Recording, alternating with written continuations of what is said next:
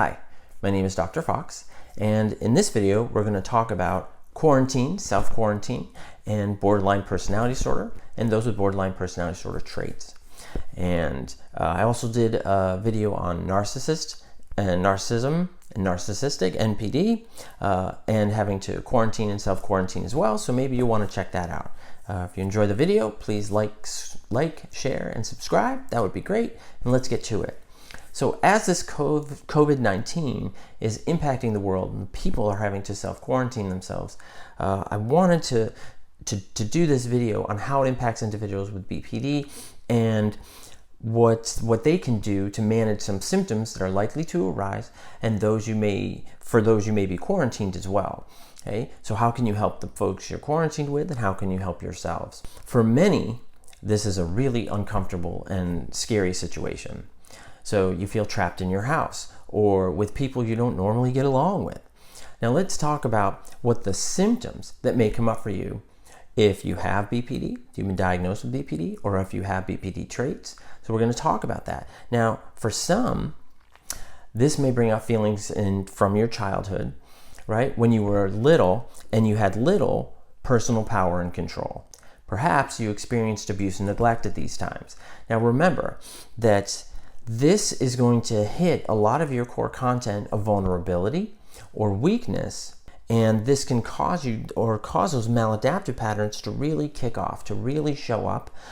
It certainly can be more intensive. What I'm going to ask you to do, and I'm going to help you do this as we go through the videos, to resist that urge to fall into those default patterns, those maladaptive patterns of trying to manage the situation.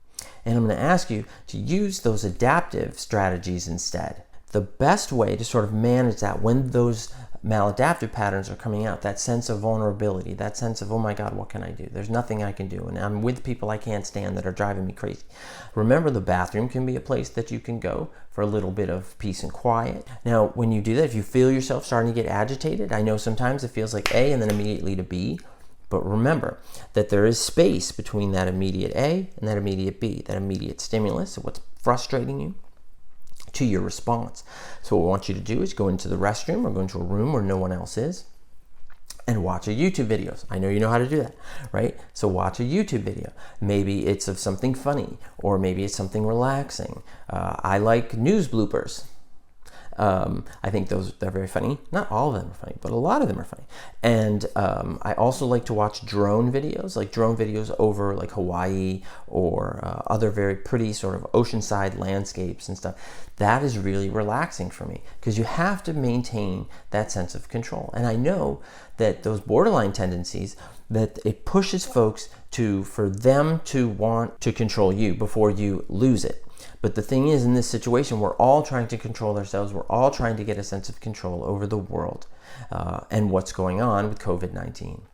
And so the best thing that you can do is to try to manage your own sense of emotions and self-control. Easy to say, hard to do. I understand that. That's why I'm saying you want to try to separate yourself, okay, from those individuals.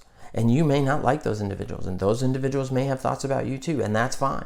That's not what we're dealing with right now. Right now, we're dealing with helping yourself and taking care of yourself. But also, let's talk about what I call restless impulsivity. And this is when you start to feel restless, agitated, frustrated, right? Your fuse is even shorter, right, than usual. And as this restlessness builds, your core content is more likely to get aggravated, triggered. Your emotional buttons are being hit. Right? So what happens is that you end up engaging in those impulsive behaviors, which are typically those maladaptive patterns that you're trying to control. So what can you do about it? What I want you to do is I want you to monitor. You're going to be your own security camera. And what you're going to do is when you start to feel that restlessness build, hey, I want you to go for a walk if you can. Not everybody can, I understand that. But if you can go for a walk, you can do that. Okay? If you cannot, work off that restlessness. You can do that by exercising. You can do jumping jacks. You can do push-ups. You can do sit-ups. I like to do planks. I like to do that. Then I have this little roller thing that I do. You kind of roll, and then you roll it back. And so it's not a rowing machine. It's more like one of those little wheels, you roll out and roll back. But that's good because you're getting out that restlessness. What can you do? What activity can you do to get that restlessness out? Find those relaxing videos. Maybe you make a playlist. That would be even better. Go back to those playlists, right? And make a playlist of those drone videos or those funny videos or watch a comedy or something like that. The most important thing is to not act on that restlessness and impulsivity. Don't fall for that old voice that justifies your BPD and that supports your BPD lens and fulfills your core content. Now, if you don't know what I'm talking about, I talk a lot about that about sort of that BPD lens and core content and surface content and things like that. You're welcome to check that out. That would be nice if you wanted to see some of that. But remember that you're in control of you. And I know that that's hard for a lot of folks with BPD to hear and understand because a lot of times they feel like I'm not in control of myself. That's the exact opposite.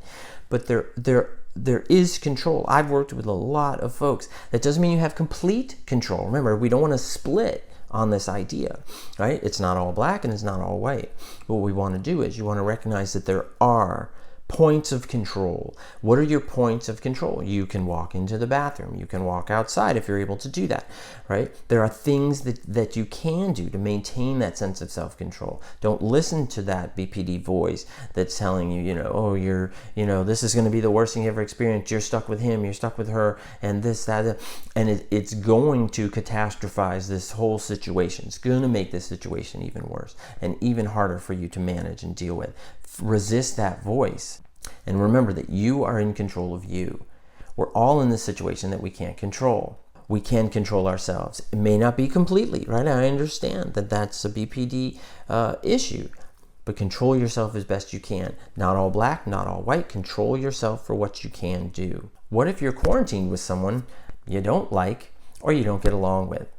Now, this will majorly trigger your core content and may set you off, as like I mentioned a minute ago, about those emotional buttons getting pushed. If you're not sure what emotional buttons are, that's another video I did. You're welcome to check that out. Okay, but remember, right? You're not perfect and they're not perfect either. If you recognize this imperfection, then you can forgive yourself. Easy to say, hard to do. I understand that. But about recognizing that imperfection, about accepting that imperfection, nobody's perfect. Nobody. And I know sometimes for those with BPD, when you first meet somebody, you're first attracted to somebody, you're first having a relationship with them, you're like, oh, he or she is perfect. Oh, they're perfect. They're perfect. They're perfect. But we have to recognize that no one's perfect. Everybody has faults. Everybody has flaws.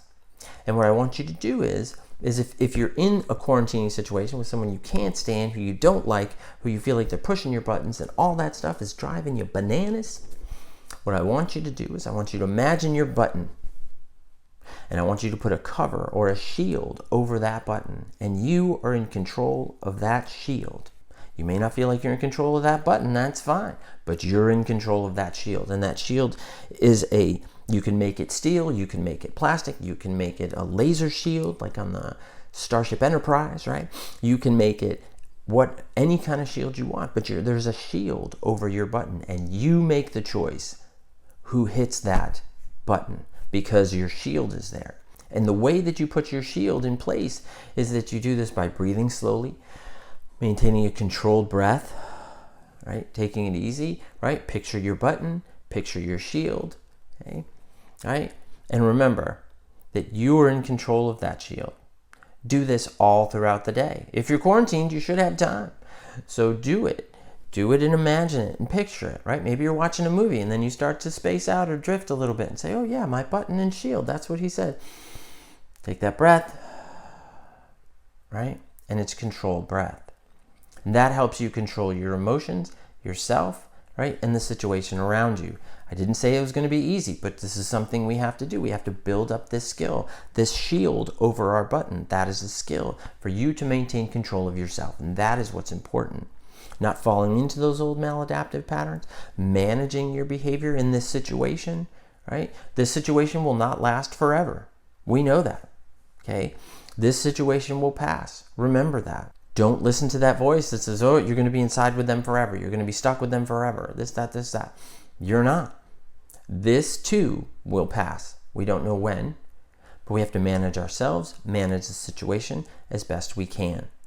Remember, don't follow the breadcrumbs and you won't end up in the witch's house, right? Like that little Hansel and Gretel analogy there. It's pretty good. Now, the last point, right, that I want to mention, okay, that this is a great opportunity to manage those BPD surface structures behaviors through learning about your core content. A lot of folks are indoors. The mail is still coming, okay? You can use this time to build those skills, right? You can learn more about how to identify and manage your BPD core and surface content. And the way to do that could be to order some workbooks. Now, my workbook is specifically designed to help you do that, to manage those skills. What's that underlining component? You don't have to order my workbook. That's fine. The idea is that you find something to help you learn more about the BPD traits you have, to learn more about borderline personality disorder if you feel that you have it, to learn more about the complex BPD that you're experiencing,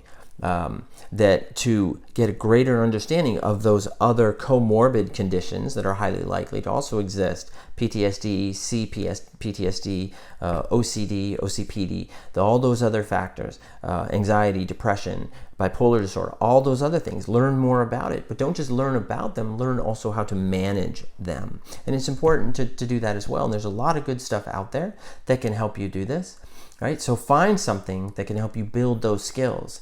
And you can do this for 30 to 60 minutes a day, 15 minutes a day, anytime you're putting into building and understanding yourself and your conditions helps you in the long run. And that's what's important. Build these skills and strategies. Please be safe and please take care of yourself. And if you enjoyed the video, like, share, subscribe, and please, please, please take care and be well. Thank you. Bye-bye.